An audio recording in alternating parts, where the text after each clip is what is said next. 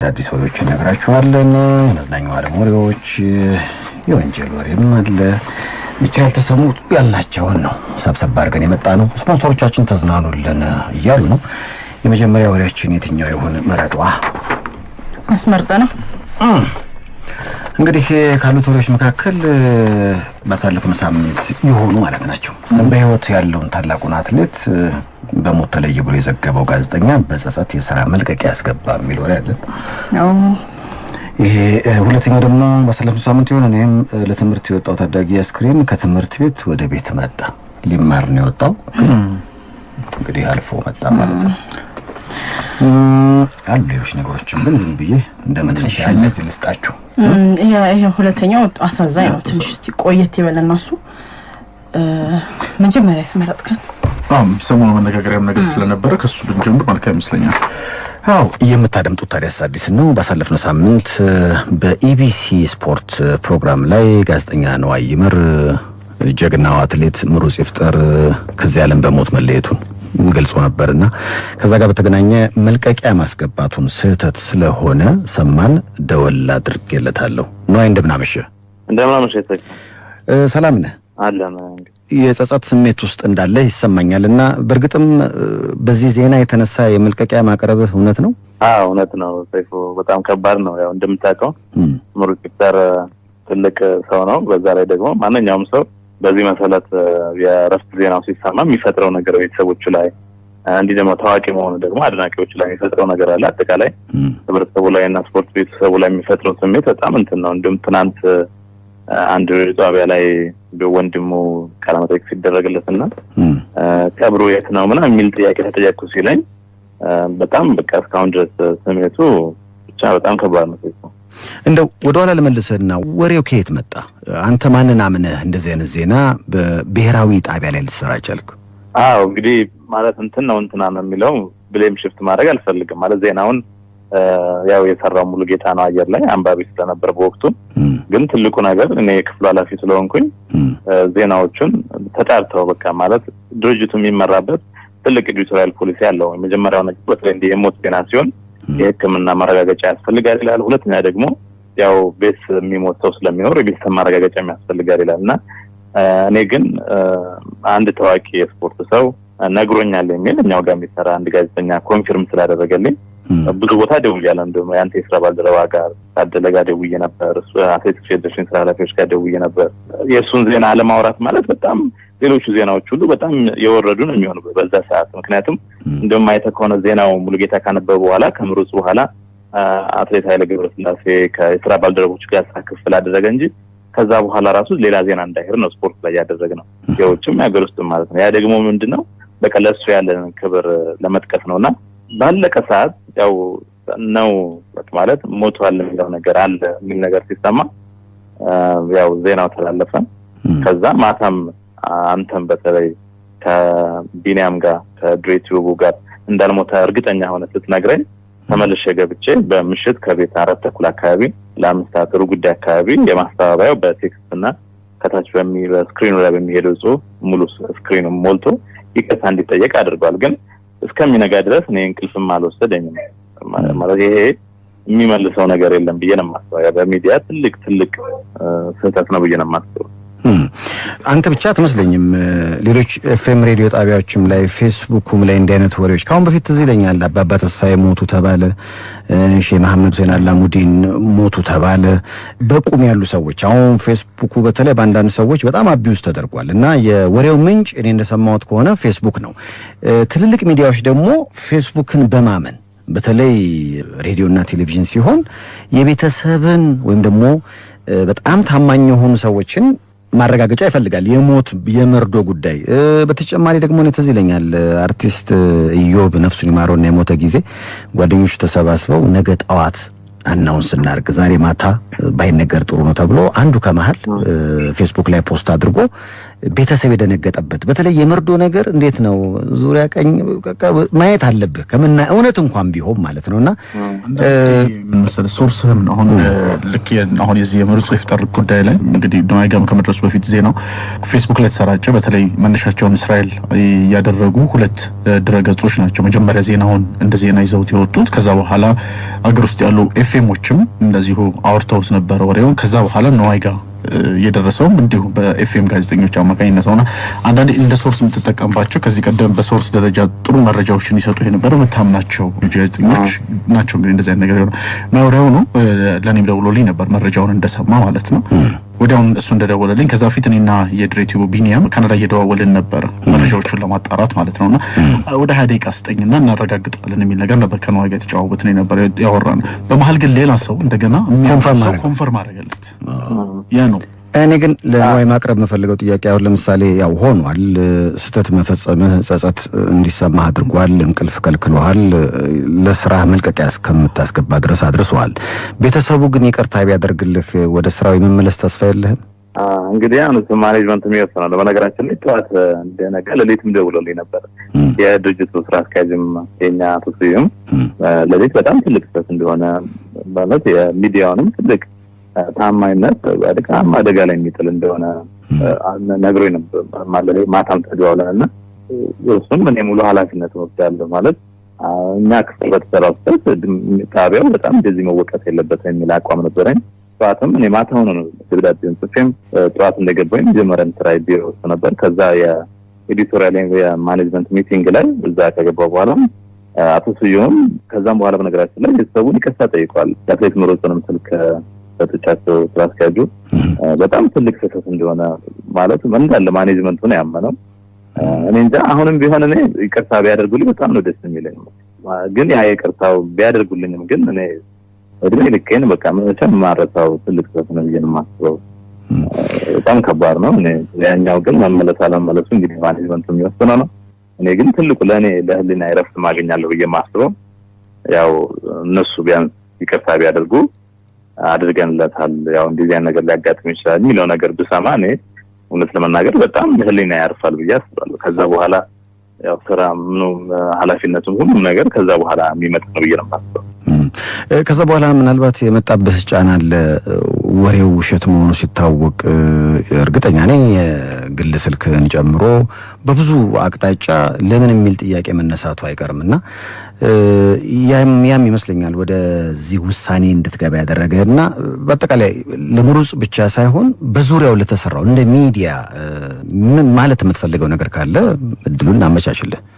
ትልቅ ነገር ቅድም ያልከው ነው። በተለይ ከአርቲስት ጋር ተያይዞ ነገሩን ሌት እናድርገው የሚለው ያነሳችሁት ነገር አሁን እውነት መሆን አለመሆን ብቻ አይደለም።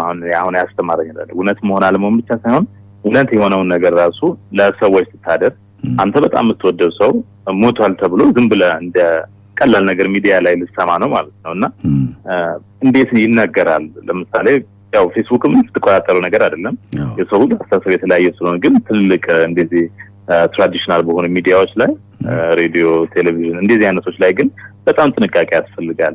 ቤተሰቦቹ ራሱ መስማታቸው መጀመሪያ አይደለም መሞት አለመሞቱን አይደለም መስማት አለመስማታቸውና በቃ ቤተሰብ አጠቃላይ ሰምቷል ተረድቷል ብሎን ካወቀም በኋላ ነው ነገሮች ማምጣት ያለብን። ሌሎችንም ነገር ቢሆን እንደዚህ ነው ከሞቱ ውጭ ያሉትን ነገሮች ማረጋግጠን መሄድ እንዳለብን ነው ማስበው። የሚገርምህ ንዋይ የእንግሊዝ ሚዲያ በብሔራዊ ሚዲያ ልክ እንደ ኢቢሲ ማለት ነውና እዛ ያሉ ጋዜጠኞች ንግስቲቷ ምናልባት ብትሞት እያሉ ለህዝቡ እንዴት ማርዳት እንዳለባቸው ሪሰርች ያደርጋሉ። ማለት አለች እኮ ንግስቲቷ ግን እንዴት ነው የሚረዳው? ምክንያቱም የሀገሪቷ ጉዳይ ነች ሴትዮዋ። የሷን ነገር ማርዳት ለህዝቡ በጣም አስቸጋሪ ነው። ስለዚህ ሪሰርች ያደርጋሉ ጋዜጠኞችና ወደዚህ ስትመጣ እርግጥ የሚዲያ ኮምፒቲሽን አለ። ቶሎ ለህዝቡ ትኩስ ነገር ለማቅረብ የሚደረግ ሩጫ ይኖራልና እነዛ ሩጫዎች ግን የሚፈጥሩት ስህተት ልክ እንደዚህ ጸጸት ውስጥ የሚከት ሊሆን ይችላል ያስባል። የሆነ ቅን ስህተት የምትላቸው አጋጣሚዎች አሉ። ለምሳሌ አሁን ነዋይ ለምሩጽ ይፍጠር ካለው ክብርና ፍቅር የተነሳ የሱን ሞት ስትሰማ ትደነግጣለህ። ስትደነግጥ በቃ ቀድሜ ይሄ መረጃ እኔ ቀድሜ ልናገረው ቀድሜ ላደርስ እኛንማ ሌላ ሚዲያ ሊቀድመን አይገባም። በቃ ይሄንን ትልቅ ሰው እንዲህ ትልቅ የሆኑ ሂሮዎችን ታሪክ እኛን ቀድመን መናገር ያለብን የምትለው አይነት ውስጣዊ ስሜትም ይሰማሃል እንደ አይነት ዜናዎችን እጅግ ላይ ሲደርሱ ማለት ነው። ችግሩ ምንድነው ሳይሆን ሞት ሲሆን ግን የተዛባ ነገሮች አሉ። በተለይ በዚህ ዘመን በፊት እንኳን ቢሆን ማንም ላይ ሞት የሚል ነገር አይመጣም። አሁን ግን የፌስቡክ ዘመን ስለሆነ ኢንተርኔት ሞት የሚባል ነገር አለ። ብዙ ስታሮችም ላይ የሚያጋጥም ነገር ነውና ተጸጽተ ደግሞ ስራህን እስከመተው ደረጃ የሚያደርስ ነገር ላይ ስትደርስ ደግሞ እንግዲህ በእርግጠኝነት ቤተሰቦቹም ይቅርታ ያደርጉለታል ብዬ ተስፋ አደርጋለሁ። በጣም የሚገርም እኔም ላይ ተወርቶ ፌስቡክ ላይ ሰይፉ ሞተ ተብሎ ተባለ እንዴ እና በኋላ ላይ እንደ ረኔ ያለው ምናምን ብዬ ደወልኩና እንደ ወዳጄ አለ እንዴ አለኛው። ታዲያ ሞታል የሚሉት በቁም ነው እንዴ? አልገባኝም። እና አንዳንዴ አለሁ እንኳን ብለህ ሰው አንተነትህን እያወቀ ራሱ አልሞትክም እንዲህ አይነት ነገር የሚጠይቃልና በሞት ላይ ለማንም በማይቀር ነገር ላይ እንዲህ አይነት የፌስቡክ ጨዋታ ግን እንዲህ የሆነ ቦታ ላይ መቆም ያለበት ይመስለኛል። ንዋይ እውነት በውሳኔ እኔ በስፖርት ጋዜጠኝነት ከሚያደንቁ መሃል አንዱ ነኝ። በዚህ ትልቅ ስህተት በቃ ተጸጽቶ የሥራ መልቀቂያ ማቅረብህ አሳዝኖኛል። አንተን ማጣት ባይሆንና እንደው ቤተሰቦች ይቅርታ አድርገው ለምሩጽም እግዚአብሔር ረጅም ዕድሜ ሰጥቶት አንተም በኢቢሲ ቀጣይ የሥራ ዘመን ቢኖርህ ደስ ይለኛል እና እርግጠኛ ነኝ ቤተሰቦች ይቅርታ አድርገውልን እንደምትመለስ ተስፋ አደርጋለሁ። በነገራችን ላይ ሰይፉ ምሩጽ ማለት ኢቢሲ ጋር ያለው ራሱ እንትን በጣም ትልቅ ነገር ነው ማለት 1980 ሞስኮ ኦሎምፒክ ላይ ምሩጽ ይፍጠር እንደዛ ከአልቲቬሪ ረጅም ጊዜ ተይዞ የነበረው ፊንላንድ የማሸነፍ ሪከርድን እንደዛ አድርጎ ከነ መሐመድ ከድር ጋር በመሆን አሸንፎ 2 ወርቅ ሲያመጣ 1980 ያ ማለት ኢቢሲ በቀጥታ ስርጭት ኢንተርናሽናል ጨዋታዎችን ወይም ስፖርታዊ ክንዋኔዎችን ማስተላለፍ የጀመረበት ጊዜ ነበር 1980 እና በቃ ለኢቢሲ ትልቅ ቦታ በአርካይቭን ብትመለከተው የተለያዩ በቃ ትግረኛ፣ ኦሮሞኛ በተለያዩ ቋንቋዎችም እኛ ጋር ያለው አርካይቭ በጣም ሪች ነው። ብዙ ነገር ተሰርቶለታል ምሩጽ ማለት። ከዛ በኋላ ነው ኢቢሲ 1982 የስፔን ዓለም ዋንጫን ማስተላለፍ የጀመረው እንጂ መጀመሪያው ስራው እሱ ነውና በሬዲዮ ብትመለከት ከነ ሁለቱ ሰለሞኖች እና ደምሴ ዳምጤ የተለያዩ ውድድሮች ዓለም ሻምፒዮና ላይ የሚያስተላልፉለት ትልቅ ታሪክ ያለው ነውና አሸንፎም ሲገባ ያለው ስሜት ሁሉ ነገር የሚፈጥርበት ነገር አለ። ያው ቅድም ታዴ እንዳለው እኛ በነገራችን ላይ ያዘጋጀናቸው ምስሎች ራሱ ሌት አወር ላይ በመስማታችን እያረጋገጠን ግን ብዙ ነገር ተሰተነ። በድሮ የነበራቸው አርካይቭ እኛ ጋር ኢንተርቪው ሰጣቸውን ከላሲቬሪ ጋር የነበረው ፉክክር ምን እንደሚመስል እሱን ሁሉ አርካይቭ አዘጋጅተን እሱን ለማስሄድ ሁሉ በቃ ያስኩት ማለት ነው። ከሱ ጋር የሮጡት ኢንተርቪው እንደምናደርግ ነበር ስንነጋገርም የነበረውና ማለት ሆን ብለህ የምታደርገው ነገር አይደለም። የእውነት ለመናገር ግን ሆን ብለህ ባታደርገውም ግን በጣም ለዚህ ትልቅ ስህተት ኃላፊነት ደግሞ መውሰድ እንዳለብኝ ፊል ስላደረኩ ነው እዚህም ውሳኔ ላይ የደረሰው። አንዳንዶች ሲሉ የሰማሁት ምንድነው እንደው ለመርዶ ለምናምኑ ከምንቸኩል እንዴት ህይወቱን እንታደገው ማለት አንድ አስተያየት ሰጪ እኔ ጋር ደውሎ ያለው እንደዛ ነው። እንደ ብሔራዊ ጣቢያ እርዳታ ያስፈልገዋል ምሩጽ አሁን ባለበት ሁኔታ። እግዚአብሔር የተመሰገነ ይሁን እስካሁን ደቂቃ ድረስ አለ። ወደፊትም እንደ እግዚአብሔር መልካም ፍቃድ ይኖራል።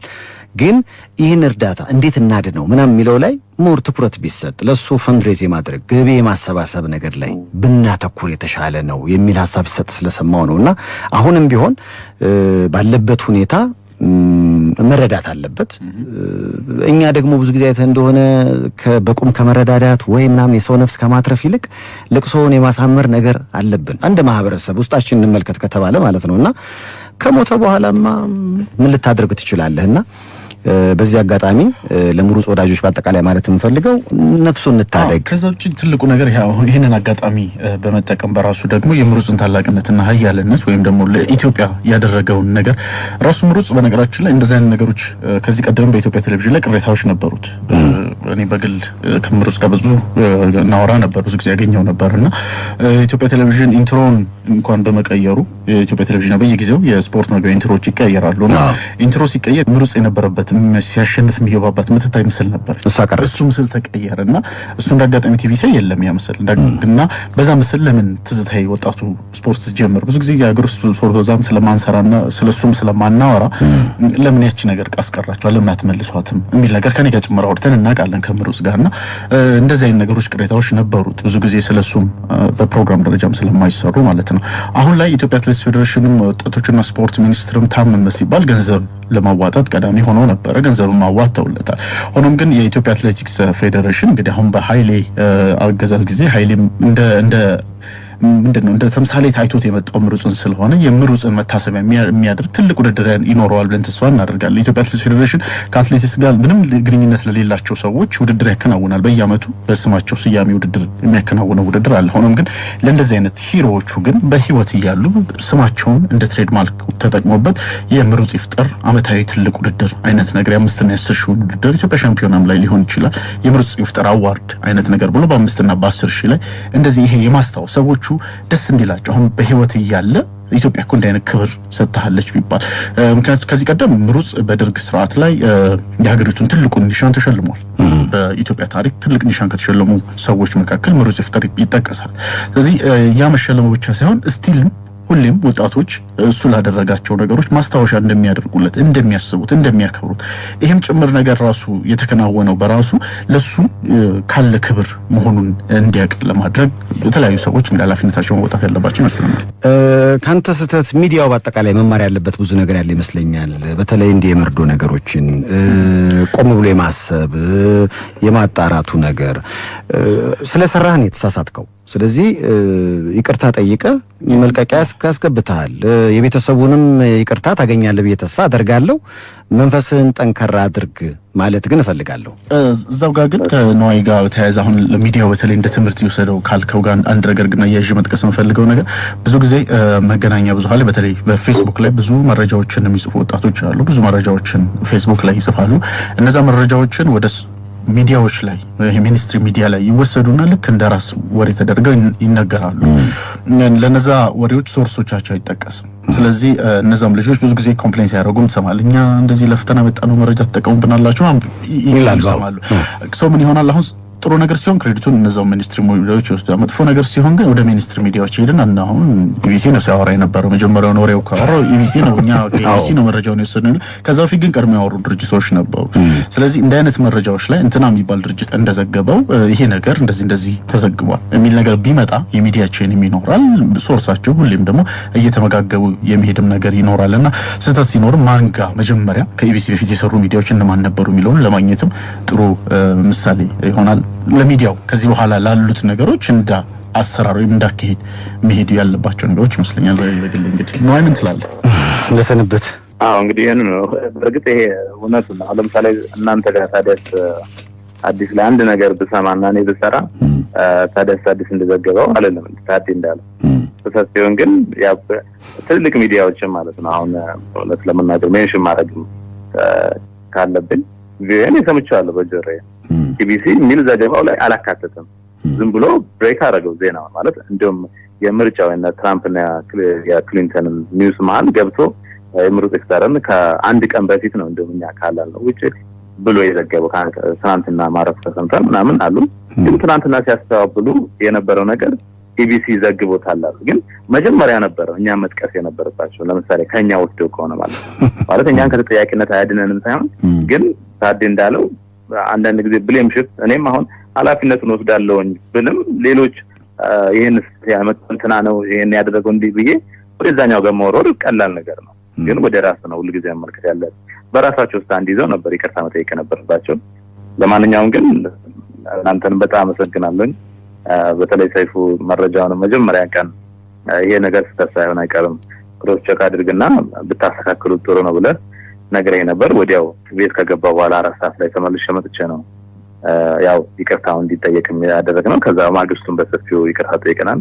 እንግዲህ ይቅርታ መጠየቅ ያው ትልቅ ነገር ነው። መቀበሉ ደግሞ ለብዙዎች ከባድ ቢሆንም ይቅርታ የሚያደርገው ተስፋ አደርጋለሁ። ለቤተሰቦቹ በተለይ አሁንም ያው በእናንተ ፕሮግራም ስም በጣም ይቅርታ ጠይቃለሁ።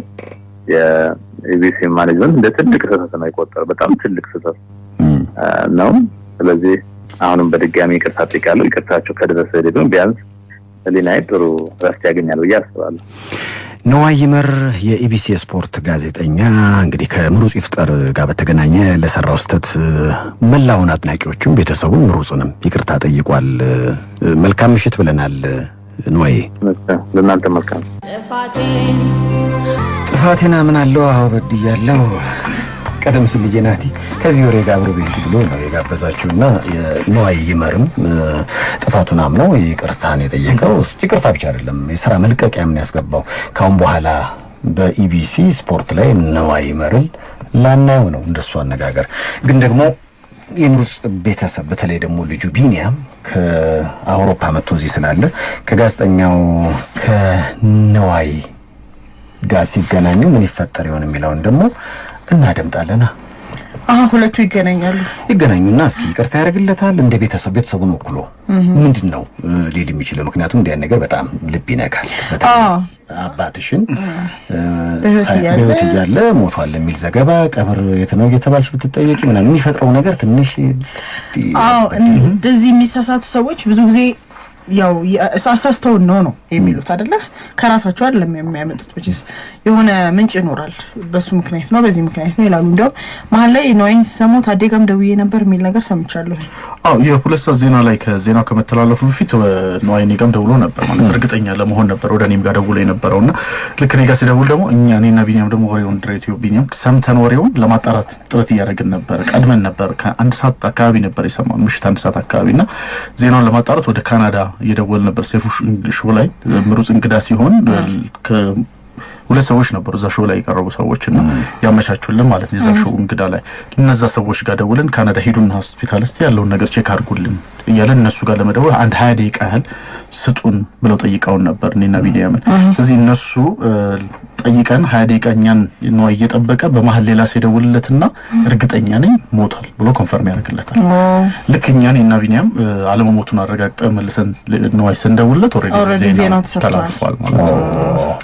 እስቲ እንግዲህ መልክቶች እናድምጥና የምሩጽ ልጅ ቢኒያምና ጋዜጠኛ ነዋይ ይመር ይገናኙ ምን ይፈጠር ይሆን እናድምጠዋለን።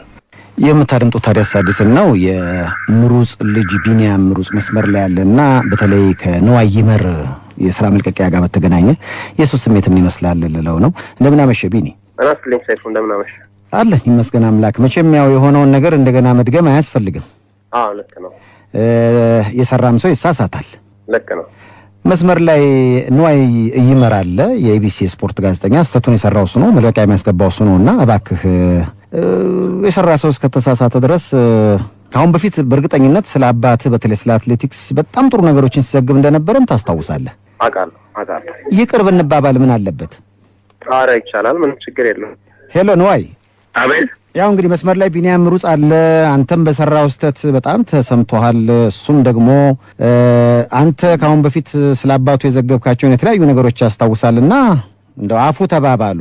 እሺ እንግዲህ ቢኒያም እየሰማኸኝ ከሆነ? እየሰማሁ ነው። በጣም ይቅርታ። እንግዲህ በጣም ትልቅ ስህተት ነው እንግዲህ መሆኑ በጣም ይቅርታ። ምነው ከልብ የመነጨ ነው የምጠይቀው። ይቅርታን ተቀብያለሁ። ያው የሚሰራ ሰው ይሳሳታልና ይሄ ከቀናነት ያው ከስራ ሆኗል ብለህ ነው እንጂ በሌላ በጥፋት እንዳልሆነ ስላወቅኩኝ ያው ምንም ችግር የለም። ለአባቴ ያው ረጅም እድሜ ነው የምመኝለት አሁንም እና ያው ምንም ችግር የለም። ይቅርታን ተቀብያለሁ። በጣም አመሰግናለሁ። ትልቅ የህሊና ረፍት ነው የሰጠኝ ቢኒያም። ምን ችግር የለም። እሺ። ያው እንግዲህ መልቀቂያህንም በተመለከተ ቅድም ነግረህናል። እንደው ብታስብበት ነው በዚህ አጋጣሚ ምክንያቱም አትሌቲክሱ ላይ ትልቅ ስራ እየሰራ ያለ ጋዜጠኛ ነህና እንደዚህ የቤተሰብን ይቅርታ ማግኘት ከተቻለ ስራውን መቀጠል አይቻልም ወይ ነዋይ? እንግዲህ ማኔጅመንትም ያስነ ይሆናል ማለት ያው እንደ ክፍል ኃላፊነቱን ልውሰድ በሚል ነው እኔ ሪዛይን ለማድረግ የወሰንኩት እንጂ ስራውን ጠልቼ አይደለም። ግን ይሄ ትልቅ ስህተት ነው እንደ ክፍልም እኔ በእርግጥ በወቅቱ የሰሩትም ሌሎች ናቸው። ግን እኔ እንደ ክፍል ኃላፊነቴ ሪዛይን ማድረግ እንዳለብኝ ስለተሰማኝ ነው ያን ያስገባሁት። ያው ማኔጅመንቱም ይወስነው ነው። ከምንም በላይ ግን ስራውም ሁሉም ነገር ሳይሆን ይሄን ከነሱ ከቤተሰቡ በተለይም ደግሞ ከቢኒያም ይሄን ድምጽ መስማቴ በጣም ትልቅ ነገር ነው። ሌላው ነገር እንግዲህ ሌላ ነገር ያድር ይታሰብበታል። ሰይፉ በጣም አመሰግናለሁ። አንተንም ቢኒ አንተንም አመሰግናለሁ ለይቅርታው። ምክንያቱም ይቅር ማለትን የመሰለ ትልቅ ነገር የለም። ልክ ነው። ያው በአባቴ ስም ሆኜ ያው ይቅር ብያለሁኝ እንደ ቤተሰብም ማለት ነው። እንደ መላ ኢትዮጵያም ስም ለኢትዮጵያውያን ሁሉም ስላዘነ ሁሉም ስለተደናገጠ ያው በሁሉም ስም ያው ይቅር ብያለሁ፣ አፉ ብያለሁ። በጣም አመሰግናለሁ። ለቢኒ ግን የመጨረሻ ጥያቄ ምሩጽ አሁን ያለበት ሁኔታ እንዴት ነው? ምክንያቱም ባለፈው ቃለ ምልልስ አደረግለት በኦክሲጅን ነበርና ያ ኦክሲጅን ደግሞ አይነቀልም ሲለኝ ነበርና እንዴት ነው አሁን ያለበት ሁኔታ? አሁን ከባለፈው እሱም እንዳለው ከሆነ አሁን ትንሽ የመሻሻል ነገር አለው። ሕክምና እየወሰደ ነው፣ መድኃኒትም እየወሰደ ነው። ያው ባለፈውም እንዳናገርተው ጸሎት አድርጉልኝ ብሏል። አሁንም መጠይቅ ያንን ነው። ረጅም እድሜና ጤናን ነው መመኝለት ለአባቴ እና ይሄን ነው። መልካም ምሽት ለሁለታችሁም። እሺ ተፈጣና ተቀበል በድንገት መሳሳት ያጨካክንም። ቀደም ሲል እንግዲህ ነዋይ ደበበ በልጅናት የዜማ ግብዣ መሰረት እንግዲህ ለወሬው እንዲስማማ አድርጎ ነው የጋበዛችሁ። አፉ ተብሏል። ነዋይ ይመር ነው እንግዲህ ጣቢያውን ደግሞ አፉ ብሎት እንደዚሁ ነዋይን ወደ ቦታው ይመልሰው ደስ ይለኛል። ምክንያቱም ከነዋይ ጋር አብሮ የመስራት እድል ነበረኝ።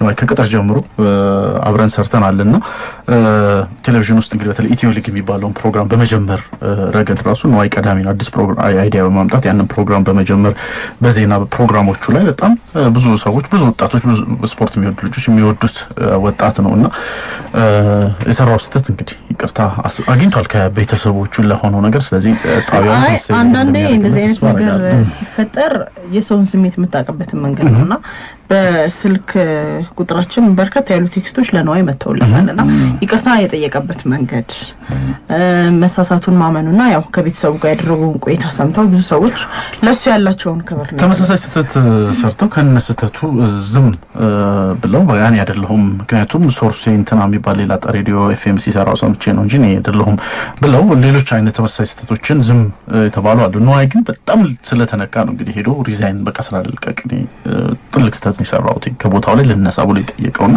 ይሄ ራሱ የሚያስከብረው ነው። አዎ የመጣው መልእክት ያየው ነበር። ወይኔ ነዋይ የማይለቀም ላጣማች ይፈልገች ነዋይማ ቴሌቪዥን አይለቅም ይቅርታ ይደረግለት የሚል በጣም አፍቃሪ ነው የምትለው ስሟ እንግዲህ መቅደስ ይሰኛልና እንደዛ ይመስለኛል ሲጽፈው ነዋይ የማይለቃትም። ያው እንግዲህ የነዋይን ጉዳይ በነዋይ ደበበ ዜማ አጅበን ያቀረብንላችሁ ነዋይን በነዋይ ምን ተሰማችሁ? እስኪ ሐሳብ ጥያቄ ወይም ደግሞ የምትሉት ነገር ካለ 0949773299 ላይ ጻፍ አድርጉልን። የኢቢሲ ስፖርት ጋዜጠኛው ነዋይ ይመር በሰራው ስህተት ተጸጽቶ ነው እንግዲህ ስራ የለቀቀው መልቀቂያ ያስገባው። ግን ምን ይፈረድ ይሆን የሚለውን ደግሞ በጊዜ ሂደት እንሰማዋለን። መልእክቶችን አድምጠን ስንመለስ ኧረ ብዙ ነገር አለ። ሸገር ላይ ነው ታዲያስ አዲስ ተመልሷል። እስከ ሌሊት 7 ሰዓት አብረናን አዳዲስ ያልተሰሙ ወሬዎች እናወራለን። ጎን ለጎን ደግሞ የስቱዲዮ የቀይ ምንጣፍ እንግዳም አለን። አፍሪማ ናይጄሪያ ላይ የተደረገ ኢትዮጵያን ወክለው በቦታው ላይ የሙዚቃ ስራቸው ከታጨላቸው መሀል የቀናው ሄኖክ መሀሪ ነው። ሄኒ እዚህ አጠገባችን ይገኛል። ግባለት እዚህ ጋር እንደሆነ ግባለት። ኮርተናል። ቴንኪው። እንዴት ነው? በጣም አሪፍ ነገሩ። ባለፈው በኮክ ስቱዲዮ ከናይጄሪያ የተዋቀረ በጣም ጥሩ የሆነ ጥምረት ነበራችሁና ገምቼ ነበር ተሸንፋለህ ትላለህ። በዛ ያያዝን ሳይሆን እንደምትዘረራቸው ግልጽ ነበር። በጣም ይገርም ነበር። ኮክ ስቱዲዮ ግን መቅረቡ ያ ከናይጄሪያ ያለው ነገር ጠቅመዋል ወይስ በራሱ ሙዚቃው ነው? እገምታለሁ ግን ደግሞ አይመስለኝም። ምክንያቱም የቀሩት ደግሞ ኮክ ስቱዲዮ አልነበሩ። ስለዚህ እሱን እዛው ሚዛን ውስጥ የሚከቱት አይመስለኝም። በሌላ ግን ብዙ ያየሁት ነገር አለ። ናይጄሪያ ስለነበር አዋርዱ እኔም ከሲንቲያ ጋር መስራቴ ትልልቅ ቢልቦርዶች የኮካ ኮላ ኦልሬዲ ናይጄሪያ ላይ ተሰቅለዋል እና በቲቪ ደግሞ እነሱ እኩል እያዩን ነበርና በአንድ ጊዜ እኔን ሪኮግናይዝ ማድረግ ይችላል። ብዙ ወጣቶች ብዙ ቦታ ስንገባ the guy from Coke Studio እያሉ የመጡ ሰላም ይሉኝ ነበር። ኢዚሊ በቃ ኦልሬዲ ፊቴን አውቀውታል። ይሄ ነገር እዛ ለናይጄሪያ ማርኬት ጠቅሞኛል። ግን ውጤቱ ላይ ተጽዕኖ እንደሚያመጣ አላስብም። ያሸነፍክበት ካቴጎሪ ሌሎችም ኢትዮጵያውያን አርቲስቶች ነበሩ አይደል? ፍቅር አዲስ ታጭተው ነበር። በተለያየ ካቴጎሪ የታጨ ነው። እኔ በቤስት አፍሪካን R&B and Soul ኮንቲኔንታል ነው በመላው አፍሪካ ነው የR&B አርቲስት ተብዬ የተሸለምኩትና በጣም ያስደነገጠኝ ነገር ከ12ታችን ካቴጎሪ ውስጥ ካለነው 7ቱ ናይጄሪያ አርቲስቶች ናቸው። 2 ሳውዝ አፍሪካ፣ 1 ሩዋንዳ። ከ7ቱ ውስጥ ደግሞ 3ቱ በጣም ቶፕ ቲዋ ሳቬጅ፣ ኪስ ዳንኤል የነበሩበት ካቴጎሪ ነውና ከኤክስፔክቴሽኔ ውጪ ነበር። በጣም ናይጄሪያ ሄድን ጊዜ ካላባር መቼም አንዴ ነው ሁለተኛ ሄድ አይመስለኝም። ኢትዮጵያ ከናይጄሪያ እንግዲህ ለዓለም ዋንጫ ለማለፍ የመጨረሻው እና እኔ ደግፌው ስቴዲየም ገብቼ እንዴት ነው የምታለፈው ኢትዮጵያ? በጣም አንዳንዴ ልቤም ስለምን ባልመጣ አንተ መጣህ ነው ያለኝ እንደ ጥቁር ድመት ነው ያየኝ። ጋይሰው መጣህ አላዘነ የመጥፎ ዕድል ምልክት። አዎ ያኔ ስለ ናይጄሪያ ሙዚቀኞች እዛ ካሉ ካላባር ናይጄሪያ ውስጥ ካሉ ሰዎች ጋር ስናወራ እንዴት ነው ምናምን ነገር በጣም ምናምን ስለ ዘፋኞቻቸው ያወራ ፒስኩዌር ምናምን አልኩኝ። አሉ እነሱ 7ኛ ናቸው 8ኛ ፕሮፌሰስ ምናምን በቃ ስማቸው ብዛቱ እና እንዴት ነው ህይወታቸው ምናምን ስንል ቢች ዋዳር ምናምን ይሄ የለም ልክ እንደ አሜሪካን አርቲስቶች ሆነዋል። የሙዚቃው ውድገት ዓለም አቀፍ ደረጃ ላይ ሰቅለውታልና እርግጥ በእነሱ ደረጃ ነገሮችን ማሰብ ቢከብድም ግን ለሙዚቃና ሙዚቀኞች ያላቸው ክብር በጣም ውስጥ ነው ዞሮ ዞሮ አይደል? እነሱም አፍሪካ ውስጥ እኛም አፍሪካ ውስጥ ነን፣ ግን ያለ ልዩነት በሙዚቃ በጣም ይገርማል። አዎ በሙዚቃ መቼም ሄደ በተለይ አሁን ናይጄሪያ ሄደህ ባይ ስታየው ለምሳሌ እኔ ያዘብኩት ምንድነው እኔ ቡ ያልኩት ለምሳሌ እንዴት ቢያንስ ጋርዴ ነው ብለህ ይዘኛት ምንድነው ብቻ ትሄዳለህ? ያስፈልጋል እኮ ማካበድ ያስፈልጋል። እኔ እናት አንሳለሁ ሁሉም ነገር ያስፈልጋል። ዞር ዞር ገፋ ገፋ አድርጌልህ ምናምን የእኛ ስታር ነው ምናምን ብለህ ለአንተ ደግሞ ሌላ ጋርድ ያስፈልጋል። ስለዚህ ልንሞላው ነው ጋርደን ሊሆን ነው ነገሩ። እንዴት ነበር አቀባበሉ ፕሮግራሙ? በአጠቃላይ በስልክ የቀዳሁት አለ። እኔ በጣም ያስደነገጠኝ ከ2-3 ቀን በፊት ነውና ገቨርነሩ የጎስ ገቨርነር ፐርሰናሊ ኢንቮልቭ አድርጓል። የፋይናንስ ሚኒስትር ነው የነበረ። በጣም ሰክሰስፉል ሰው ነው። በጣም የተማረና አፍሪካን ዩኒየንን ፑሽ አድርጎ ኢንቨስት እንዲያደርጉ በገንዘብ በሰፖርት እና መንገድ ተዘግቶ በፖሊስ ኤስኮርት ከተማ ስንዞር ነበር እና ይሄን ቀድቼ ከተማ ማሳየት እኔ መኪና እየነዳሁ አዲስ አበባ ጥግ ያስባል ነው የማውቀውና እዛ ለኔ ሰዎች ጥግ ሲይዙ ትንሽ ነገር አንተ ራስ ወርደህ ትጋለስ ነገር ያስጠይቀኛል። እየሳቅን ነበር። በጣም ማመን አልቻለም። ሞተር ሳይክል በቃ አክሮባት የሚሰሩ የሞተር ሳይክል የሚነዱ ፖሊሶች በቃ ድራማ እያሳዩን ሰርከስ እያሳዩን ብቻ መንገድ ተዘግቶልን ከተማውን ጎበኘን። የስቴት ዲነር ሃውስ ኦፍ አሴምብሊ ምንድነው ምክር ቤታቸው ውስጥ ተዘጋጅቶ ነበር። በቃ በጣም በላ አቤት የፉፉ ያን ሴፉ ካላባር ሲሄዱ አይደለም መራንዳ ባክሽ ጠይቂ ጎመን ነው የሚሰራው ላንቺ ብዙ የሚያስፈሩ ምግቦች አሉና በጣም በጥንቃቄ ከቺክን ጋር ነው የከረምኩት ስለሚያስፈሩ ሌሎችና ለጥንቃቄ ማቃት ዶሮን ጥብስ በቃ ምንም አልቀረም እንጂ ያስፈልጋል። የራስ ምን ዶሮ ጨርሶታል። የቢዝነስ ዘገባ ላይ ይቻለ ዶሮ ናይጄሪያ ላይ ጠፋ ይላል። ለእናንተ ሲሆን የቀረበው ማለት ነው። ለነሱ እንደዚህ ያው ለምሳሌ በስፔሻል ሪኩዌስት እኮ ነው ሰይፉ ይጠይቃል። ሬስቶራንት ውስጥ ቁጭ ብለን በስፔሻል ሪኩዌስት ነው ሰይፉ ይጠይቃል። መንገድ ዘግተው ከተቀበሉ ቺክን ያቀርባሉ። መንገድ ዘግተው ከሄድክ ግን አንተ እኔ ራሴ ሄጄ ማጣጣም ነው በፉፉ ከታርገው ይዙሻል። በኋላ ላይ ለነገሩ በፉፉ ኮን ያኔ እዚህ ጋር መጣ ጠግበድ ማለት ነው። እንዴት እንጩህ እንዴት እንደግም እያየን ቡድኑ ለተለባዶ ተሸንፎ ወደ ሀገራችን መጣ። አይ ተሳሳትን እኛም እናንተን መላካችን ግን ናይጄሪያ ላይ በራሱ ሄደህ ኢትዮጵያን ወከለ። ምክንያቱም የኛ ዘፈን የናይጄሪያዊ ዘፈናውን በየናይት ክለቡ ሌሎች አፍሪካ ሀገሮች ይጫወታል። ዳንሱ ሙዚቃው ምናምን አይደበኛ ሀገር ብቻ አይደለም አውሮፓም አሜሪካም እየገነኑ ነው። የኛ አሁን የመጣችሁት ወጣቶች ትንሽ ነቃ ነቃ እያደረጋችሁት ነው። ቢቱም ወደዛ እየመጣ ነውና ስለኛ ሙዚቃ ናይጄሪያውያን ምን አስተያየት ሰጡ? እውነት ለመናገር ሰፍሻ በጣም ፖቴንሻል አለ። እኛ ምንድነው የጎደለን ካልክ ኔትወርኪንግ ማርኬቲንግ ምንም ዜሮ አንሰራም። በራሳችን ነገር ሳትስፋይድ ነን። ይሄ ትክክል አይደለም። ኦኮክ ስቱዲዮ ለኛ የሰጡት የመጀመሪያ ግምትና ከተጫዋተን ከቀዳም በኋላ የሰጡት ግምት ሁለቱ ምንም አይገናኝ። እኛ እንደዚህ ተጠብቀን አናቅም ነው ያለው ማስተርክራፍት ፕሮዲዩሰሩ ማለት ነው። ለምን ካልክ ምንም አያውቁም። የሚነግራቸውም የለም ፕላትፎርም የለም። እኛን ሲፈልጉን በጣም በባህላዊ መንገድ ነው ዞሮ ዞሮ ነው የሚያገኙንና በጣም አይደብቁንምና ስንሄድ ደግሞ ሄድነው ከነሱ ስታንዳርድ እንደውም ከፍ ባለ መልኩ ነው ይሄን ነው። ለምን እኔ እንደ አርቲስት ሄድኩኝ እንጂ ከኔ ኢኩቫለንቱ የኔ ስታተስ እኔ እንደ ፕሮዲዩሰር መሄድ ይችላል። ራሱን ፕሮዲዩስ ያደረገ አርቲስት ሬር ነው አፍሪካ ላይ።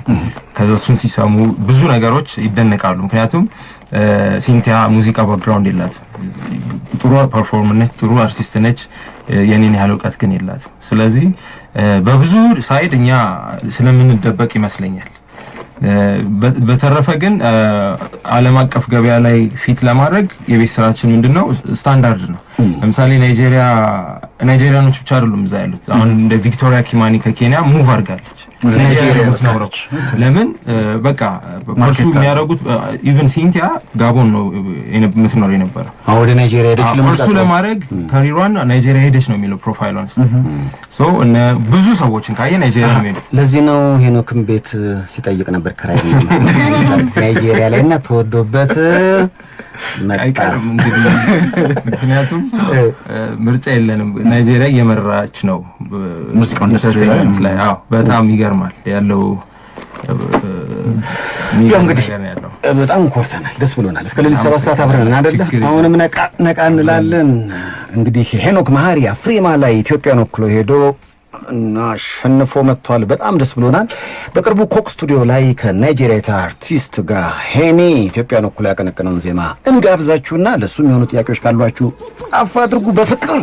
እስከ ሌሊት 7 ሰዓት አብረን ነን ሸገር ላይ። ታዲያስ አዲስ ሽልማቱ እግዚአብሔር ያክብር። ሄኒ እንደገና ግባለ። ዛሬ ስገባ ግባ ግን ችግሩ አምኖን ሽልማቱን ይዞ ስቱዲዮ ድረስ ሲመጣ ነው ስንወጣ ያው ተፈተሽታል። ብዙ ጊዜ እና ኃይሌ ምናምን ሽልማት አስቀምጠው ነበር ሲወጡት። በነገራችን ላይ ተወዳጁ አርቲስት አበበ ባልቻ ካለውበት ሆኜ እያደመጥኳችሁ ነው። በተለይ ለሄኒ ዘፈኖች አክብሮት አለ ይባላል። በጣም ትልቅ ክብር ነው። እኔም አበይ በጣም አድናቂ ነኝ። ከልጅነት ጀምሮ ብዙ ነገሮችን እያየን ያደግነውና ከነዚህ ጃይንት የጥበብ ሰዎች ውስጥ አንዱ አበይ ነውና በጣም እግዚአብሔር ያክብርልኝ። አመሰግናለሁ። ያው ባንቶ ዜማ ነው የምንሰነባበተውና እንደው የመጨረሻ ጥያቄ ነው ሁሌ የትኛው ሚዲያ ላይ የማይቀር እንደው በስተመጨረሻ ማለት የምትፈልገው ነገር ካለ? በጣም አይቀርም ማለት የምፈልገው ብዙ ነገር አለ፣ በተለይ በዚህ ወቅት ሽልማት።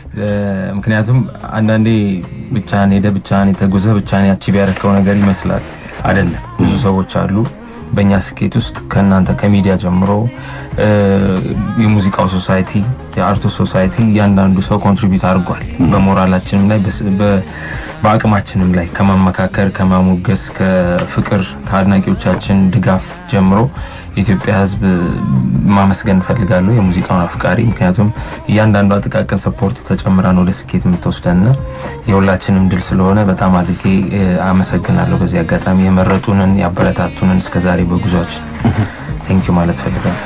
ይሄው ነው ለባለቤት እንዴ? አዎ እንግዲህ እኛ ጋር ነው ያመሸው ሲመጣ በር እንዳይዘጉ። እንደውም አዋርዱ ላይ ያልኩት ነገር አለ። ይሄ ዘፈን የተጻፈው ለሷ ነው። ኦነስት የሆነ የፍቅር ዘፈን ነው።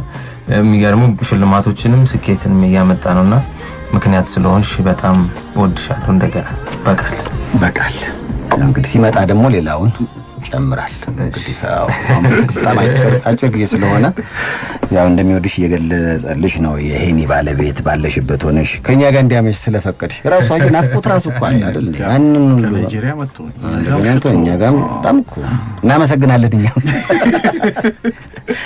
ያው ቅድም ገልጸነዋል። ብዙዎች ይደውሉ ስለሆነ እንደገና እየጠየቁ ነው። ሚስጥር ካላችሁ እንደው መናገር መተንፈስ የምትፈልጉት ስልኩ ይነገር ስላላችሁ 0949773299 ላይ ሚስጥራችሁ ከሽልማት ጋር ማንነታችሁ ሳይታወቅ ለሌላው ትምህርት እንዲሆን እናቀርበዋለን።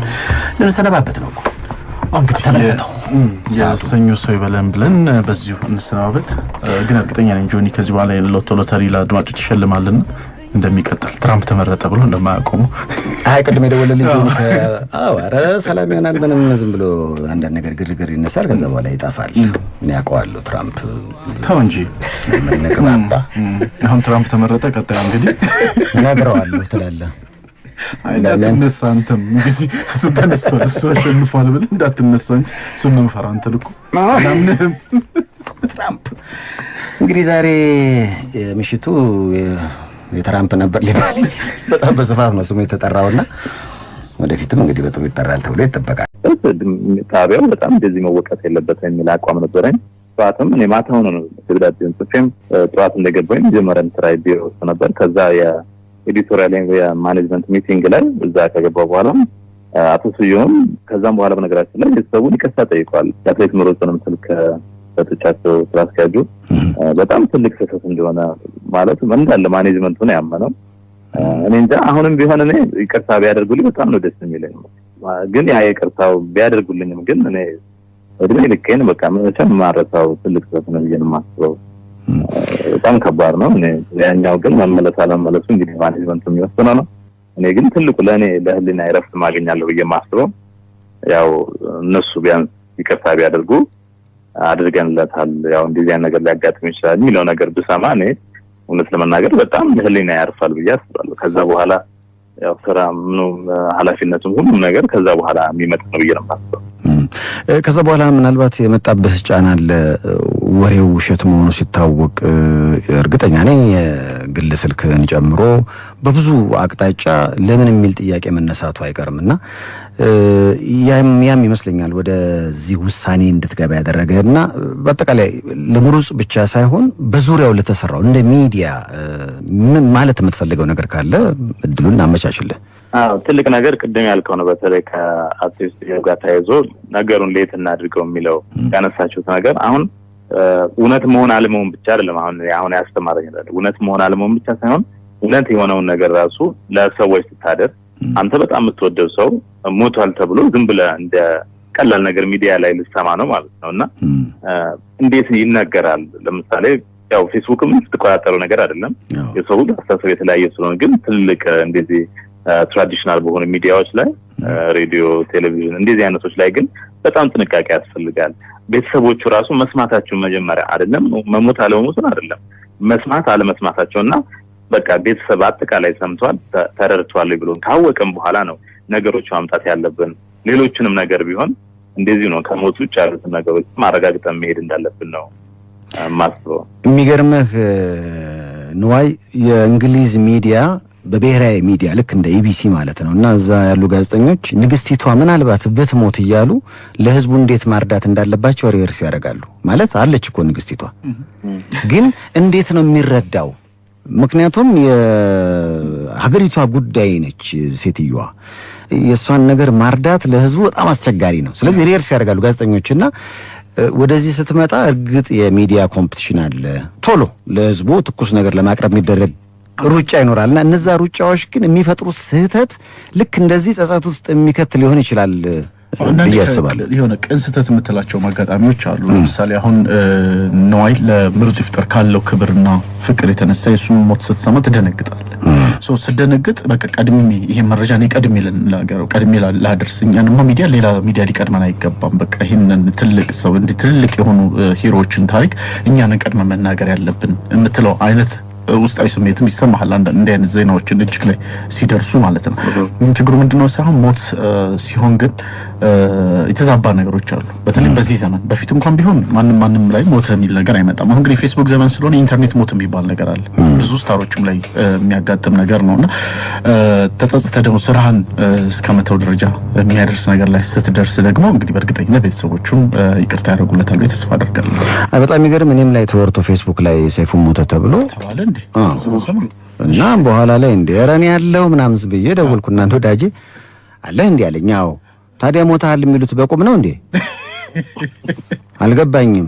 እና አንዳንዴ አለሁ እንኳን ብለህ ሰው አንተነትህን እያወቀ ራሱ አልሞትክም እንዲህ አይነት ነገር የሚጠይቃልና በሞት ላይ ለማንም በማይቀር ነገር ላይ እንዲህ አይነት የፌስቡክ ጨዋታ ግን እንዲህ የሆነ ቦታ ላይ መቆም ያለበት ይመስለኛል። ንዋይ እውነት በውሳኔ እኔ በስፖርት ጋዜጠኝነት ከሚያደንቁ መሃል አንዱ ነኝ። በዚህ ትልቅ ስህተት በቃ ተጸጽቶ የሥራ መልቀቂያ ማቅረብህ አሳዝኖኛል። አንተን ማጣት ባይሆንና እንደ ቤተሰቦች ይቅርታ አድርገው ለምሩጽም እግዚአብሔር ረጅም ዕድሜ ሰጥቶት አንተም በኢቢሲ ቀጣይ የሥራ ዘመን ቢኖርህ ደስ ይለኛል እና እርግጠኛ ነኝ ቤተሰቦች ይቅርታ አድርገውልን እንደምትመለስ ተስፋ አደርጋለሁ። በነገራችን ላይ ሰይፉ ምሩጽ ማለት ኢቢሲ ጋር ያለው ራሱ እንትን በጣም ትልቅ ነገር ነው ማለት 1980 ሞስኮ ኦሎምፒክ ላይ ምሩጽ ይፍጠር እንደዛ ከአልቲቬሪ ረጅም ጊዜ ተይዞ የነበረው ፊንላንድ የማሸነፍ ሪከርድን እንደዛ አድርጎ ከነ መሐመድ ከድር ጋር በመሆን አሸንፎ 2 ወርቅ ሲያመጣ 1980 ያ ማለት ኢቢሲ በቀጥታ ስርጭት ኢንተርናሽናል ጨዋታዎችን ወይም ስፖርታዊ ክንዋኔዎችን ማስተላለፍ የጀመረበት ጊዜ ነበር 1980 እና በቃ ለኢቢሲ ትልቅ ቦታ በአርካይቭን ብትመለከተው የተለያዩ በቃ ትግረኛ ኦሮሞኛ በተለያዩ ቋንቋዎችም እኛ ጋር ያለው አርካይቭ በጣም ሪች ነው ብዙ ነገር ተሰርቶለታል ምሩጽ ማለት ከዛ በኋላ ነው ኢቢሲ 1982 የስፔን ዓለም ዋንጫን ማስተላለፍ የጀመረው እንጂ መጀመሪያው ስራው እሱ ነውና በሬዲዮ ብትመለከት ከነ ሁለቱ ሰለሞኖች እና ደምሴ ዳምጤ የተለያዩ ውድድሮች ዓለም ሻምፒዮና ላይ የሚያስተላልፉለት ትልቅ ታሪክ ያለው ነውና አሸንፎም ሲገባ ያለው ስሜት ሁሉ ነገር የሚፈጥርበት ነገር አለ ያው ቅድም ታዴ እንዳለው እኛ በነገራችን ላይ ያዘጋጀናቸው ምስሎች ራሱ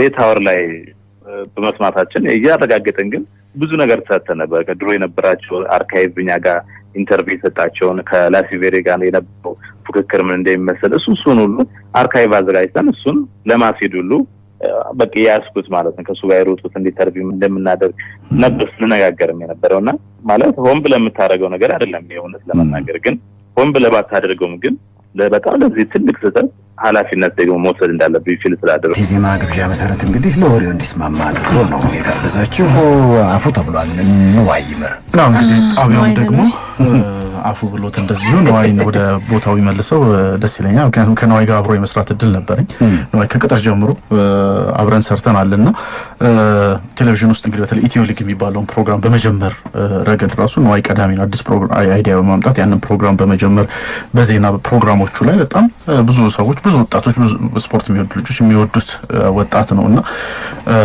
የሰራው ስህተት እንግዲህ ይቅርታ አግኝቷል ከቤተሰቦቹ ለሆነው ነገር ስለዚህ ጣቢያው አንዳንዴ እንደዚህ አይነት ነገር ሲፈጠር የሰውን ስሜት የምታቀበትን መንገድ ነውና በስልክ ቁጥራችን በርከት ያሉ ቴክስቶች ለነዋይ መተውለታልና ይቅርታ የጠየቀበት መንገድ መሳሳቱን ማመኑና ያው ከቤተሰቡ ጋር ያደረጉን ቆይታ ሰምተው ብዙ ሰዎች ለሱ ያላቸውን ክብር ነው ተመሳሳይ ስህተት ሰርተው ከነስተቱ ዝም ብለው ያኔ አይደለሁም ምክንያቱም ሶርስ እንትና የሚባል ሌላ ሬዲዮ ኤፍኤም ሲሰራው ሰምቼ ነው እንጂ እኔ አይደለሁም ብለው ሌሎች አይነት ተመሳሳይ ስህተቶችን ዝም የተባሉ አሉ ነዋይ ግን በጣም ስለተነካ ነው እንግዲህ ሄዶ ሪዛይን በቃ ስላደልቀቅ ጥልቅ ስህተት ነው የሰራው ከቦታው ላይ ልነሳ ብሎ ይጠየቀውና ይሄ ራሱ የሚያስከብረው ነው አዎ የመጣው መልእክት እያየሁ ነበር ወይኔ ነዋይማ አይለቀም ላጣማች ይፈልገች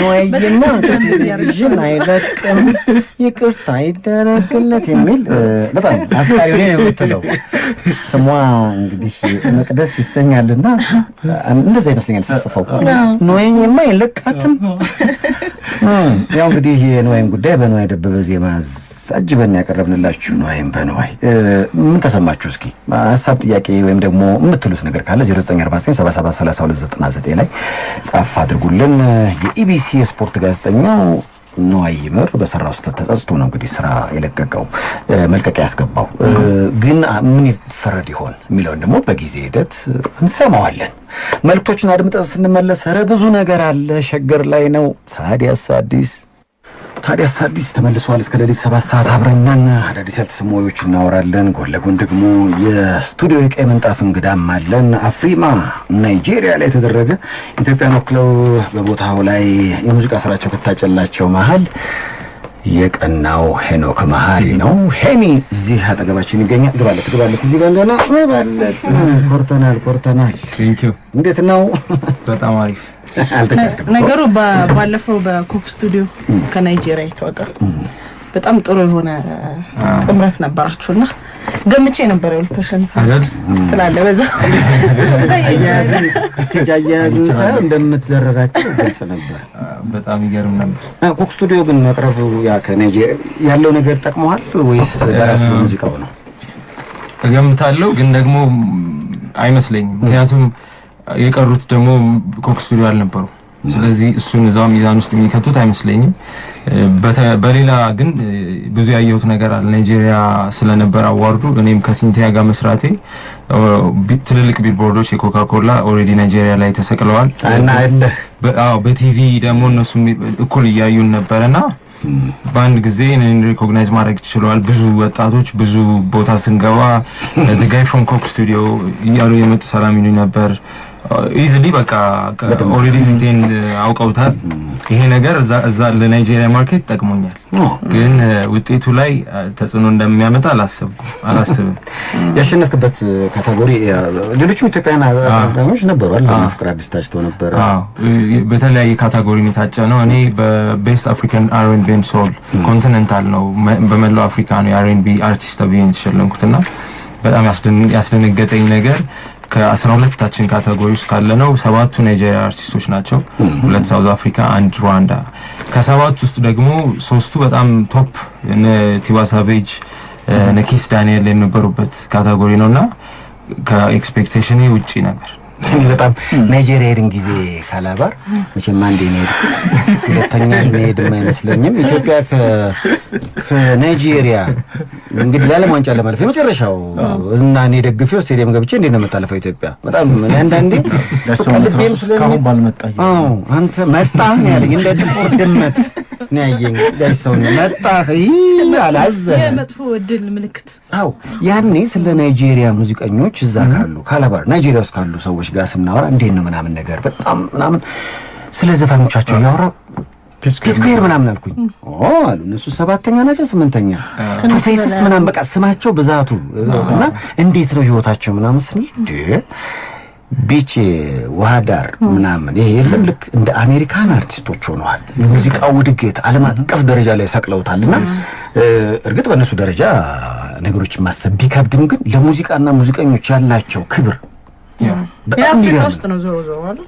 እነሱም አፍሪካ ውስጥ እኛም አፍሪካ ውስጥ ነን፣ ግን ያለ ልዩነት በሙዚቃ በጣም ይገርማል። በሙዚቃ መቼም ይሄን ነው በተለይ አሁን ናይጄሪያ ሄደህ ባይኔ ስታየው ለምሳሌ እኔ ያዘብኩት ምንድነው እኔ ቡ ያልኩት ለምሳሌ እንዴት ቢያንስ ጋርዴ ነው ብለህ ይዘኛ ምንድነው ብቻ ትሄዳለህ? ያስፈልጋል እኮ ማካበድ ያስፈልጋል። እኔ እናታ አንሳለሁ ሁሉም ነገር ያስፈልጋል። ዞር ዞር ገፋ ገፋ አድርጌልህ ምናምን የእኛ ስታር ነው ምናምን ብልህ ለአንተ ደግሞ ሌላ ጋርድ ያስፈልጋል።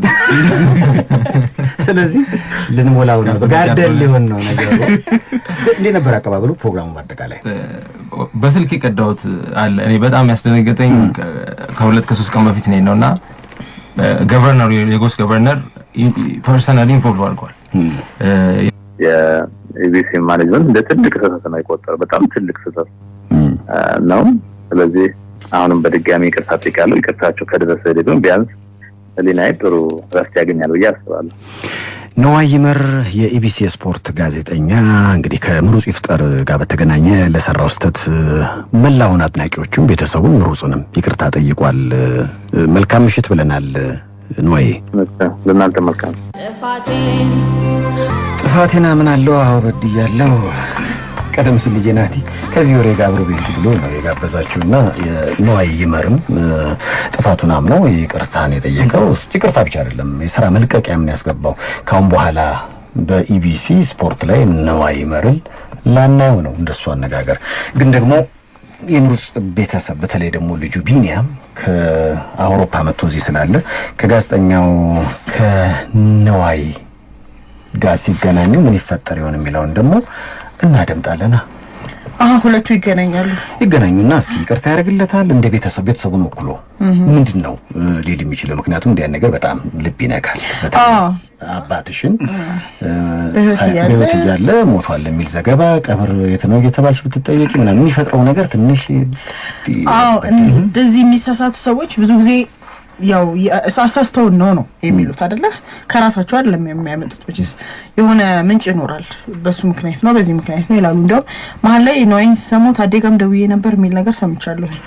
የሁለት ሰዓት ዜና ላይ ከዜናው ከመተላለፉ በፊት ነዋይን ጋርም ደውሎ ነበር ማለት እርግጠኛ ለመሆን ነበር ወደ እኔም ጋር ደውሎ የነበረውና ልክ እኔ ጋር ሲደውል ደግሞ እኔና ቢኒያም ደግሞ ወሬውን ድሬቲዮ ቢኒያም ሰምተን ወሬውን ለማጣራት ጥረት እያደረግን ነበር። ቀድመን ነበር ከአንድ ሰዓት አካባቢ ነበር የሰማነው ምሽት 1 ሰዓት አካባቢና ዜናውን ለማጣራት ወደ ካናዳ እየደወል ነበር። ሴፉ ሾው ላይ ምሩጽ እንግዳ ሲሆን ሁለት ሰዎች ነበሩ እዛ ሾው ላይ የቀረቡ ሰዎችና ያመቻቹልን ማለት ነው። እዛ ሾው እንግዳ ላይ እነዛ ሰዎች ጋር ደውለን ካናዳ ሄዱና ሆስፒታል እስቲ ያለውን ነገር ቼክ አድርጉልን እያለን እነሱ ጋር ለመደወል አንድ 20 ደቂቃ ያህል ስጡን ብለው ጠይቀውን ነበር እኔና ቢኒያምን።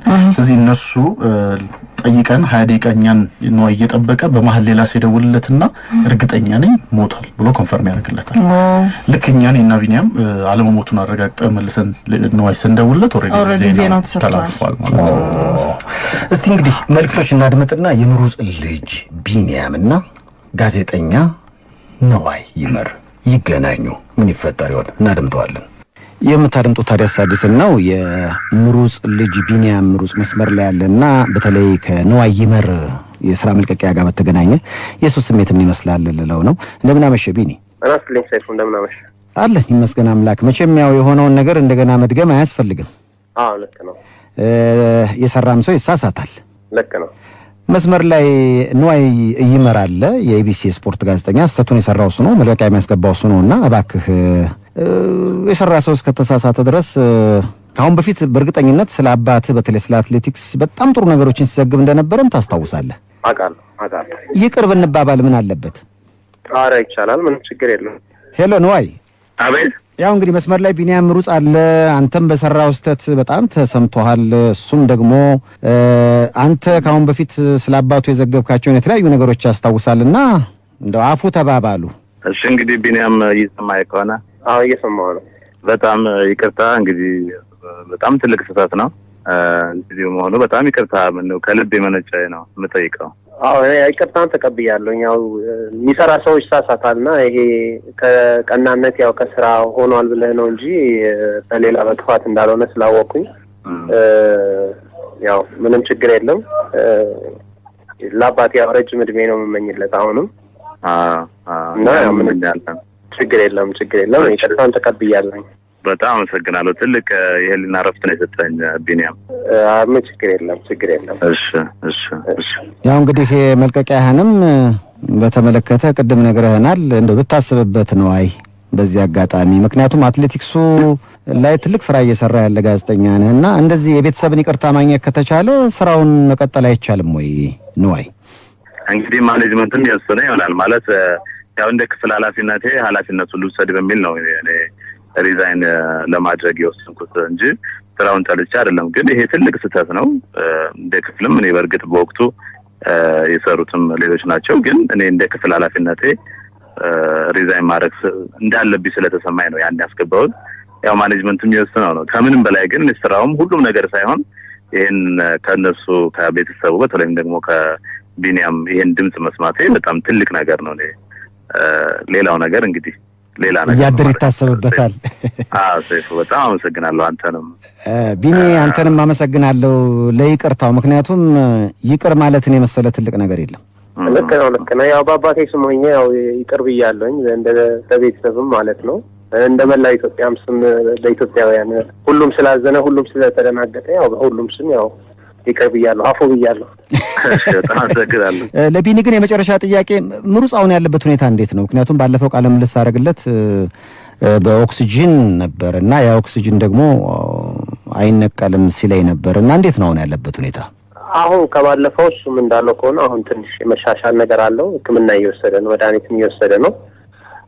ያው ባለፈውም እንዳናገርተው ጸሎት አድርግልኝ ብሏል። አሁንም መጠይቅ ያንን ነው። ረጅም እድሜና ጤና ነው መመኝለት ለአባቴ እና ይሄንን ነው። መልካም ምሽት ለሁለታችሁም። እሺ ተፈታና ተከለ እኛውነት ታረቅ በድንገት መሳሳት ያጨካክንም። ቀደም ሲል እንግዲህ ነዋይ ደበበ ብርጅና ነው እዚህም ውሳኔ ላይ የደረሰ አንዳንዶች ሲሉ የሰማሁት ምንድነው እንደው ለመርዶ ለምናምኑ ከምንቸኩል እንዴት ህይወቱን እንታደገው ማለት አንድ አስተያየት ሰጪ እኔ ጋር ደውሎ ያለው እንደዛ ነው። እንደ ብሔራዊ ጣቢያ እርዳታ ያስፈልገዋል ምሩጽ አሁን ባለበት ሁኔታ። እግዚአብሔር የተመሰገነ ይሁን እስካሁን ደቂቃ ድረስ አለ። ወደፊትም እንደ እግዚአብሔር መልካም ፍቃድ ይኖራል።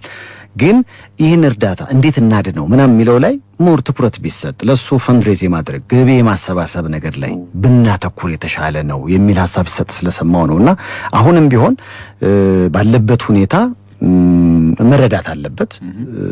እኛ ደግሞ ብዙ ጊዜ አይተህ እንደሆነ በቁም ከመረዳዳት ወይ ምናምን የሰው ነፍስ ከማትረፍ ይልቅ ልቅሶውን የማሳመር ነገር አለብን። አንድ ማህበረሰብ ውስጣችን እንመልከት ከተባለ ማለት ነውና ከሞተ በኋላማ ምን ልታደርግ ትችላለህና በዚህ አጋጣሚ ለምሩጽ ወዳጆች በአጠቃላይ ማለት የምፈልገው ነፍሱን እንታደግ። ከዛ ውጪ ትልቁ ነገር ይሄንን አጋጣሚ በመጠቀም በራሱ ደግሞ የምሩጽን ታላቅነትና ኃያልነት ወይም ደግሞ ለኢትዮጵያ ያደረገውን ነገር ራሱ ምሩጽ በነገራችን ላይ እንደዚህ አይነት ነገሮች ከዚህ ቀደም በኢትዮጵያ ቴሌቪዥን ላይ ቅሬታዎች ነበሩት።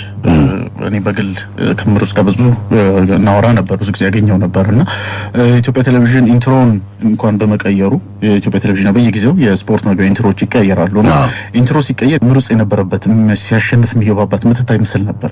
እሱ ምስል ተቀየረና እሱ እንዳጋጣሚ ቲቪ ላይ የለም ያ ምስል እና በዛ ምስል ለምን ትዝታይ ወጣቱ ስፖርት ጀምር ብዙ ጊዜ የአገር ውስጥ ስፖርት በዛም ስለማንሰራና ስለሱም ስለማናወራ ለምን ያቺ ነገር አስቀራቸዋል ለምን አትመልሷትም የሚል ነገር ከኔ ጋር ጭምር አውርተን እናውቃለን ከምሩጽ ጋርና እንደዚህ አይነት ነገሮች ቅሬታዎች ነበሩት ብዙ ጊዜ ስለሱም በፕሮግራም ደረጃም ስለማይሰሩ ማለት ነው። አሁን ላይ ኢትዮጵያ አትሌቲክስ ፌዴሬሽንም ወጣቶችና ስፖርት ሚኒስትርም ታመመ ሲባል ገንዘብ ለማዋጣት ቀዳሚ ሆኖ ነበር፣ ገንዘብም አዋጣውለታል።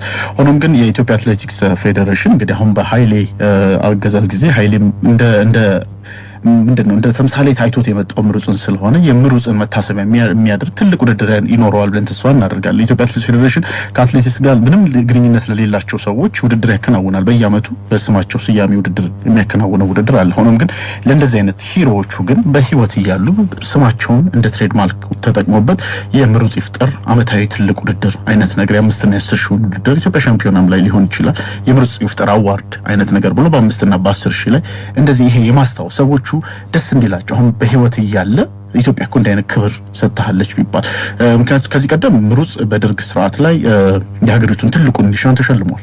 በኢትዮጵያ ታሪክ ትልቅ ኒሻን ከተሸለሙ ሰዎች መካከል ምሩጽ ይፍጠር ይጠቀሳል።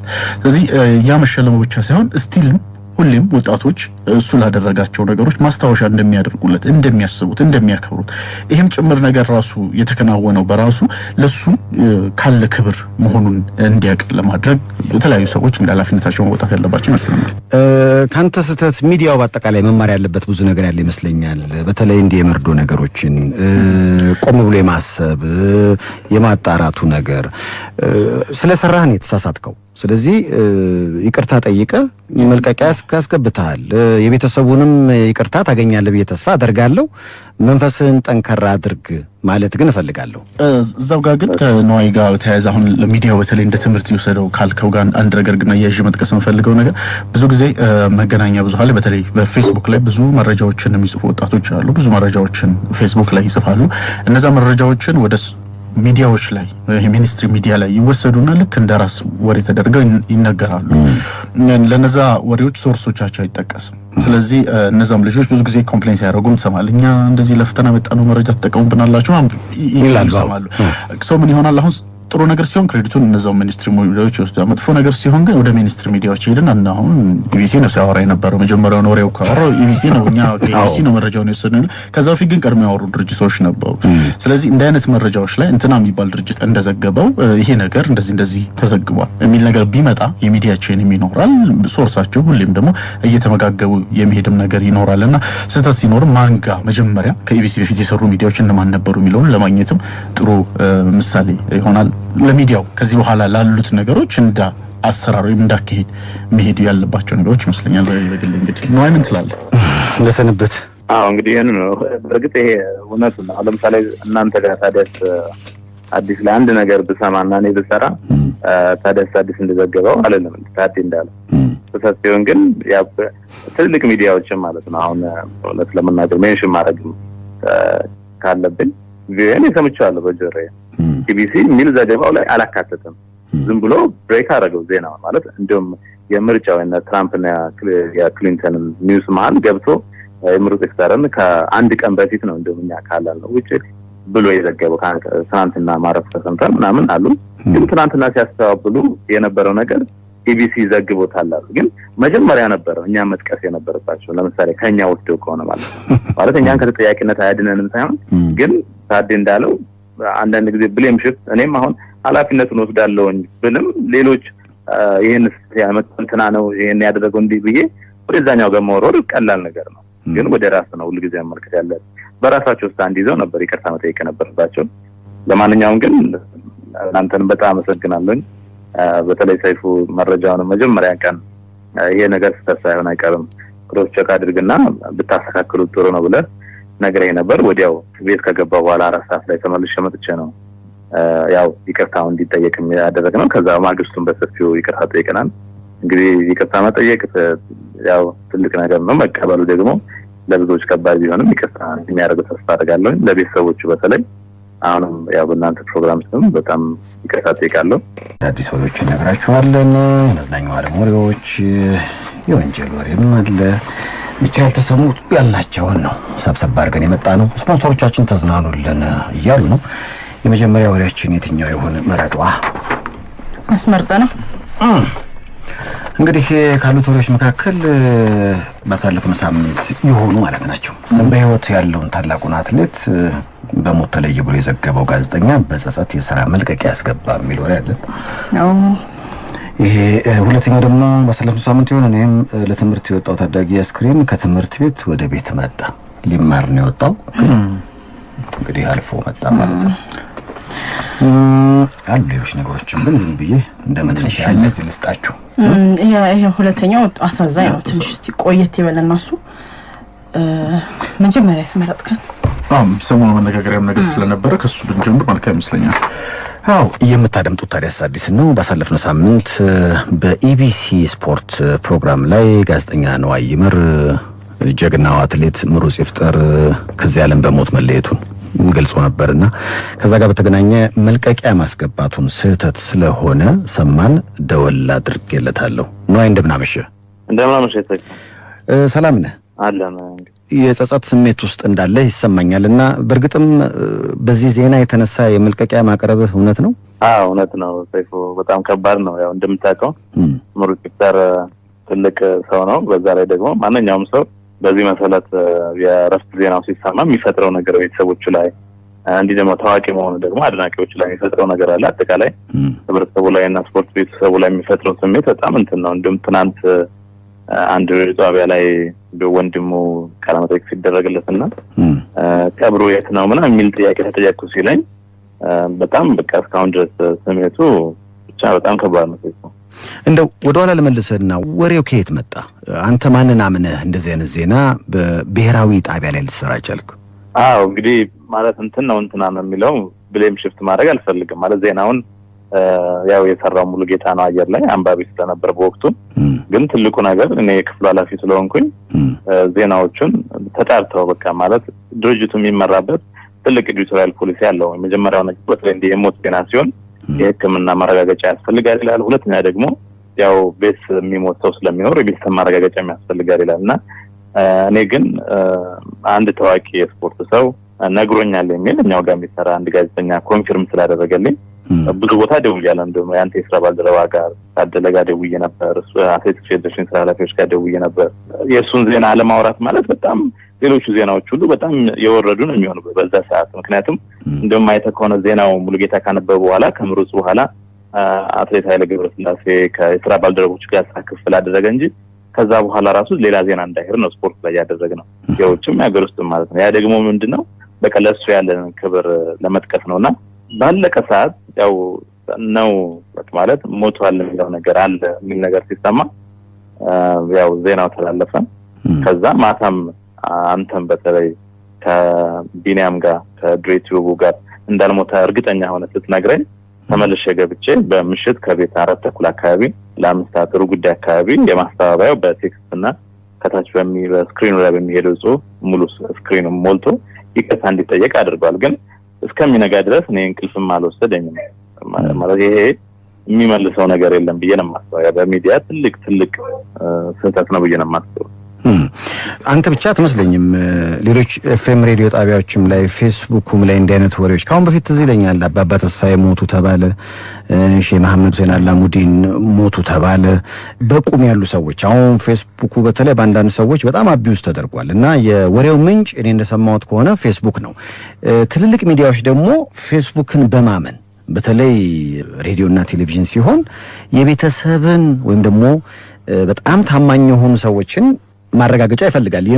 የመርዶ ጉዳይ በተጨማሪ ደግሞ እኔ ትዝ ይለኛል አርቲስት ኢዮብ ነፍሱን ይማረውና የሞተ ጊዜ ጓደኞቹ ተሰባስበው ነገ ጠዋት አናውንስ እናርግ ዛሬ ማታ ባይነገር ጥሩ ነው ተብሎ አንዱ ከመሃል ፌስቡክ ላይ ፖስት አድርጎ ቤተሰብ የደነገጠበት በተለይ የመርዶ ነገር እንዴት ነው ዙሪያ ቀኝ ማየት አለብህ ከመና እውነት እንኳን ቢሆን ማለት ነውና ምን መሰለህ ሶርስህም ነው አሁን ልክ አሁን የዚህ የመርዶ ይፍጠር ጉዳይ ላይ እንግዲህ ዶናልድ ትራምፕ ከመድረሱ በፊት ዜናው ፌስቡክ ላይ ተሰራጨ። በተለይ መነሻቸውን እስራኤል ያደረጉ ሁለት ድረገጾች ናቸው መጀመሪያ ዜናውን እንደ ዜና ይዘውት የወጡት። ከዛ በኋላ አገር ውስጥ ያሉ ኤፍኤሞችም እንደዚሁ አውርተውት ነበር ወሬውን። ከዛ በኋላ ነዋይ ጋር የደረሰው እንዲሁ በኤፍኤም ጋዜጠኞች አማካኝነት ሆነ። አንዳንዴ እንደ ሶርስ የምትጠቀምባቸው ከዚህ ቀደም በሶርስ ደረጃ ጥሩ መረጃዎችን ይሰጡ የነበረ መታምናቸው ጋዜጠኞች ናቸው። እንግዲህ እንደዚህ አይነት ነገር ነው ወሬው ነው። ለኔም ደውሎልኝ ነበር መረጃውን እንደሰማ ማለት ነው።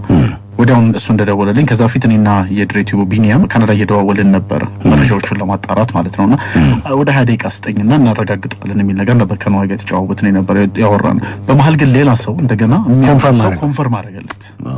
ያ ነው እኔ ግን ለነዋይ ማቅረብ የምፈልገው ጥያቄ አሁን ለምሳሌ ያው ሆኗል ስተት መፈጸምህ ጸጸት እንዲሰማህ አድርጓል፣ እንቅልፍ ከልክሏል፣ ለስራህ መልቀቂያ እስከምታስገባ ድረስ አድርሷል። ቤተሰቡ ግን ይቅርታ ቢያደርግልህ ወደ ስራው የመመለስ ተስፋ የለህም?